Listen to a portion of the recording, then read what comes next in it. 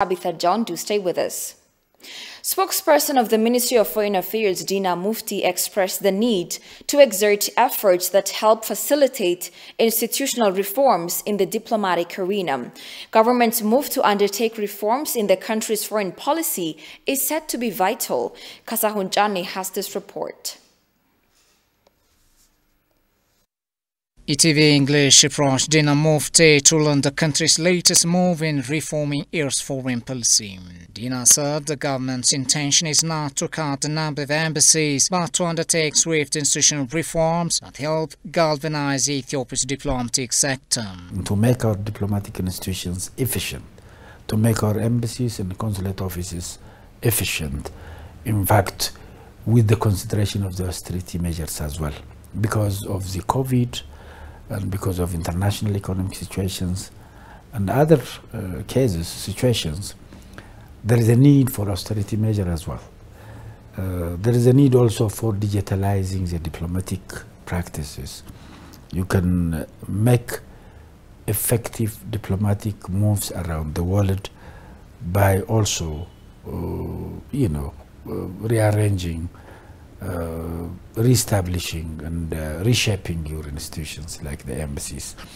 And that is the intention. Otherwise, the details of which embassies to be closed and which embassies are to stay or to merge has not come out yet. And it's something that is going on and something that is under study, and hopefully we'll make it public in a short while. But the intention is not to shrink our international relations in the representations, but the intention is actually to create institutions that could be as effective as possible. In a similar development, Ethiopia's long-serving ambassador, Runa Zena, on his part underscored that diplomacy is managed not by cutting the number of embassies, but by making reforms. Assigning the right person at the right place would be an important tool to do so, he added. There are places like New York, Geneva, Addis Ababa, and others where negotiation takes place every day by many interested parties. Ethiopia must be there. Ethiopia must be negotiated.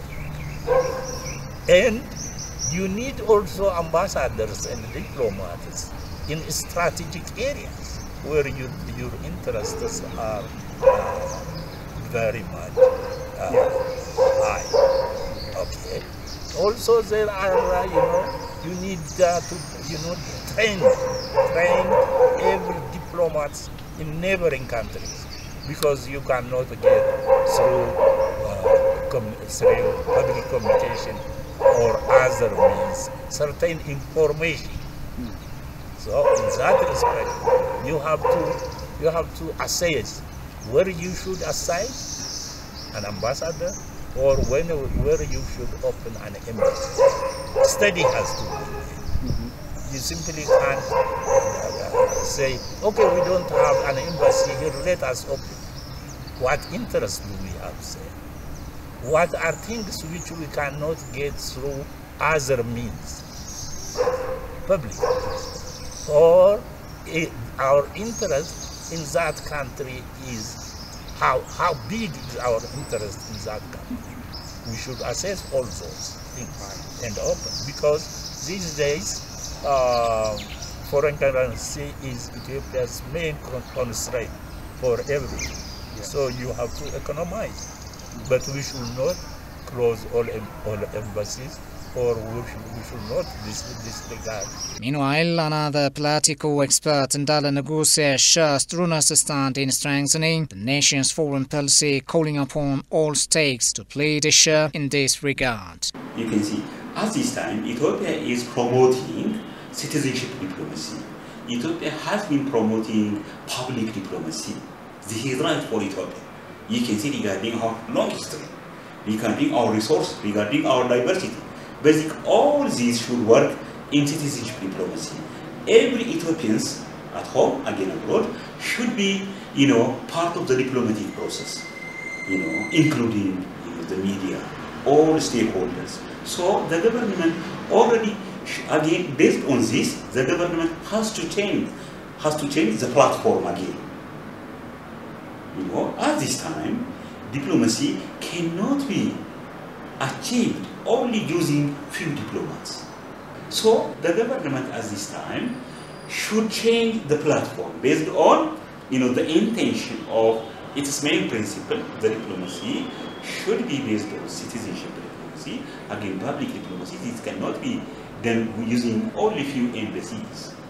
So that is why the very issue is the platform should fit with this intention, this thing. So Ethiopian can take this summon, every Ethiopian throughout the world, unlike that of God.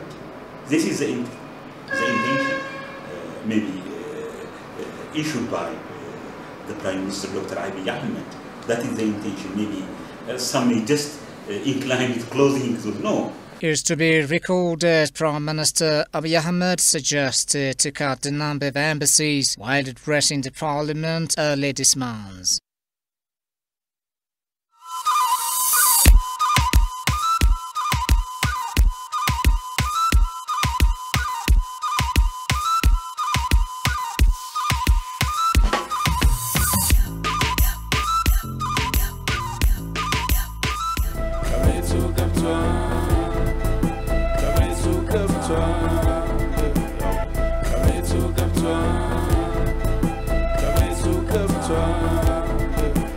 Senior water expert says Egypt and Sudan should not hinder the East African region from getting energy from the GERD.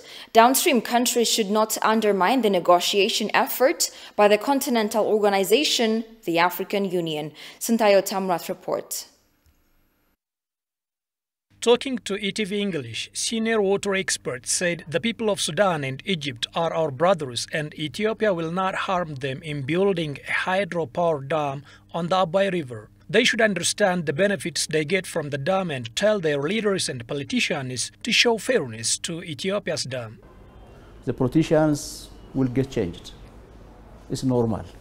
So, understanding our brotherlyhood with Ethiopians, they need to say for their leaders, for their politicians, what they are doing is unfair, and they need to understand what we are doing too. So the people of Sudanese and the Egyptians, GERD is for all of us, not only for Ethiopians. It's for the Sudanese. With a measurable number we can talk. It's for the Egyptians. The expert also said Egypt and Sudan should not hinder East African region to get energy with Grand Ethiopian Renaissance Dam. They need to understand also we have the right to get better the livelihood of our mothers, those who are suffering in village by deforesting, using firewood. Let them get better. Those poor youngs who are graduating from university, let's give them opportunity. To get the opportunity, we need a power. Let the Sudanese understand that. Let the Egyptians understand that. So that the entire region of this East Africa will get a better life for all African people. That's one issue.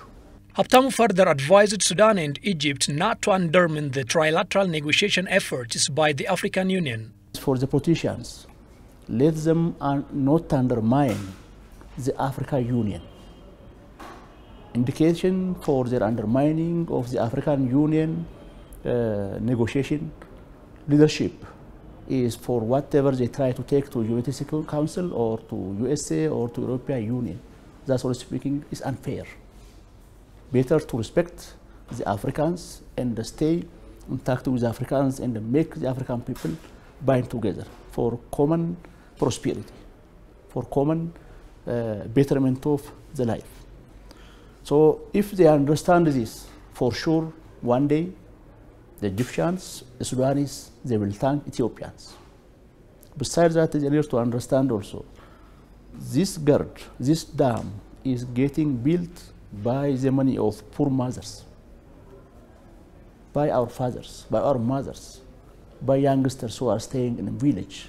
They have no excess money, but they think, let my coming children will get better lives than me. That's how we are building. This money is the money of the poor people, not by any kind of fund, not by donation, or not by any excess support we are attaining. Once they understand this, things will be done for us. This is my clear message for Egyptian politicians and the leaders. Yeah. The Ethiopian government announced Monday that it has completed second filling of East Africa's mega hydropower dam project. Thousands of residents from Hawassa City and Wolaita Zone have taken to the streets in celebration of the successful completion of the second round filling of the Grand Renaissance Dam gird. Demonstrators carried placards appreciating the contribution and commitment of all Ethiopians in the country and abroad in the construction process of the dam. They also denounced atrocities of the TPLF that target civilians in the northern part of the country, reaffirming commitment to stand by the National Defense Forces and Special Forces of regions to counter the belligerence of the terrorist group. Sidama region reaffirmed continued support to the National Army in the fight against the TPLF group to preserve law and order and defend the sovereignty of the nation.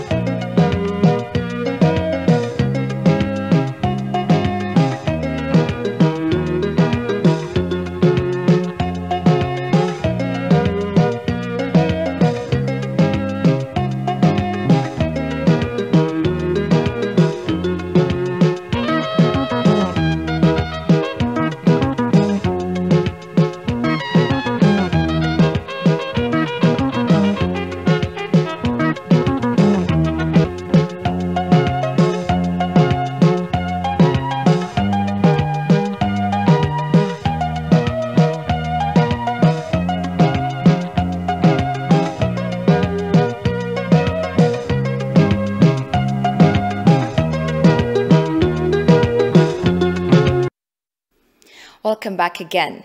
In celebration of the 30th anniversary of opening Ethiopian Chancery in Tel Aviv, high officials and members of the diplomatic communities of Ethiopia and Israel held a consultative meeting aimed to foster development cooperation between the two countries. Ethiopian ambassador to Israel, Reta Alemu, said the consultative meeting was aimed to facilitate similar regular platforms with a view to transform the multifaceted cooperation between the two nations to a higher level.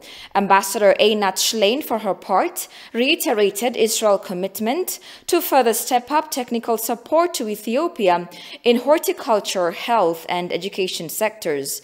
African Affairs Deputy Director General at Israel's Ministry of Foreign Affairs, Ambassador Eliza Mashav, said cooperation between the two countries is instrumental to further deepen long-standing ties between Ethiopia and Israel.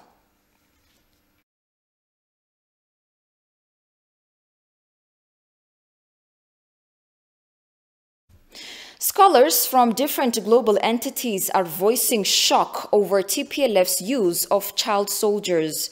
They're also urging the world to strongly condemn what they call international crime and TPLF sacrificial lambs, and silence means generational shame, they warn. Shifarao Lako looks into the matter.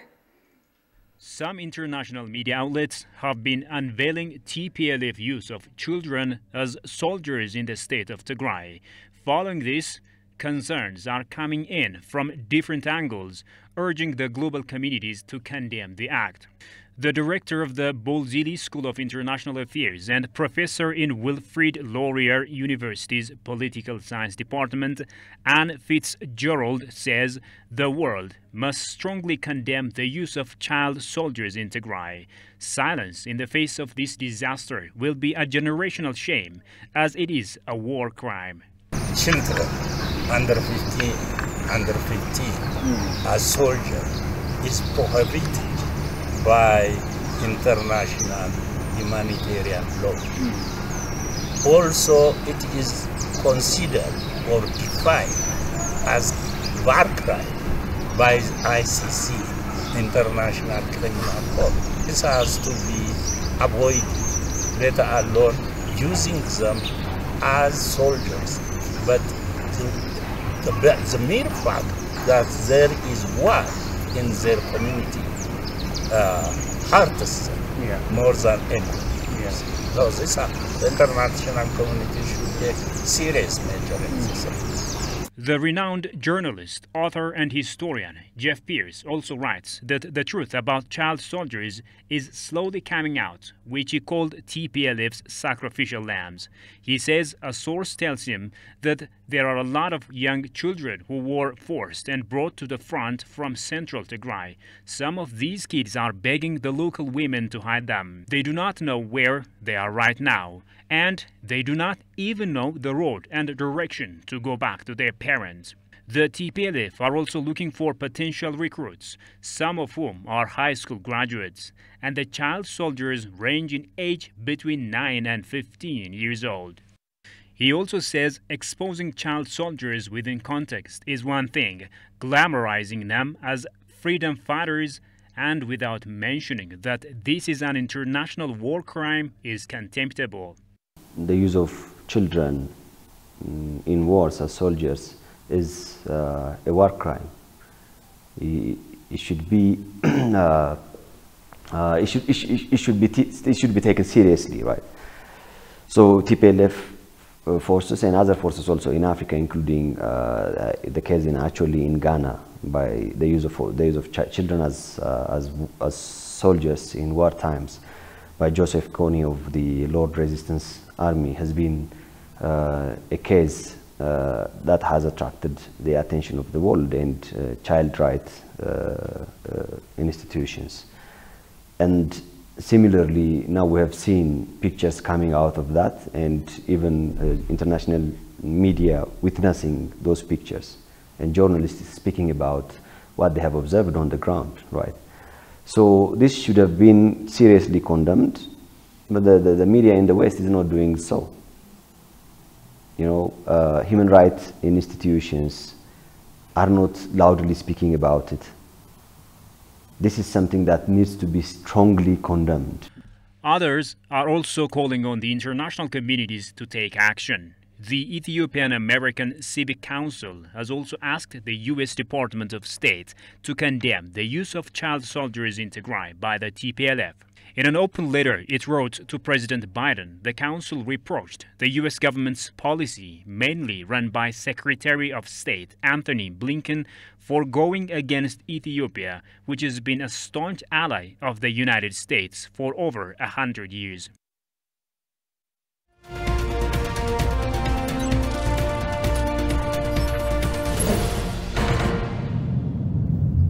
In business news, 2 grant agreements with a total amount of $118.1 million have been signed between Ethiopia and the African Development Bank, AFDB. Ahmed Shide, Minister of Finance of Ethiopia, and Abdul B. Kamara, Deputy Director General, East African Region, signed the agreement. The first project, which is known as the Ethio-Djibouti Second Power Interconnection Project, received grant funds amounting $71.3 million through this financing agreement. The second project, named Integrated Agro-Industrial Parks and Youth Employment Project, which has received grant funds of $46.8 million, will target the development and rehabilitation of irrigation schemes in selected areas. The project is also being co-financed by the Arab Bank, where the funds will be used to implement irrigation schemes in Sidama and Tigray regions, according to a statement issued by the Ministry of Finance.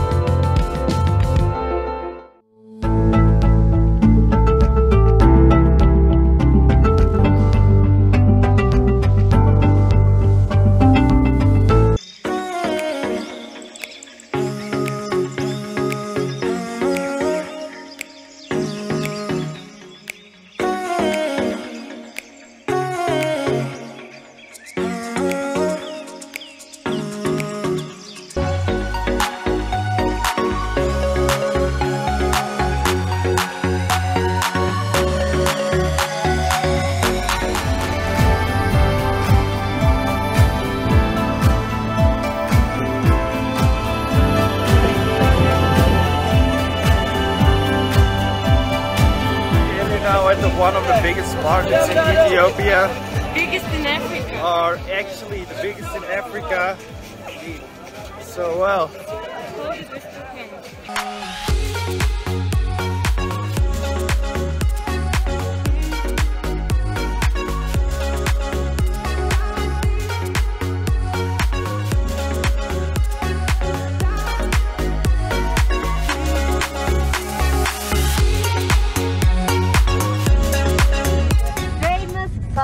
Roundabout. It's the biggest roundabout in Ethiopia, is it? No. Okay, it's a big one anyhow. And I figured out we could take a lap. So we're going around, around, and around in the roundabout. Here there's billboard available. Now we are at the Meskel Square. The biggest junction. This is the biggest junction, right? Everything is the biggest. I know, it's like the biggest junction. And if you have seen the part 1 or 2, I think the part 1, yeah, of my Addis Ababa tour, on our right side we have the Meskel Square project.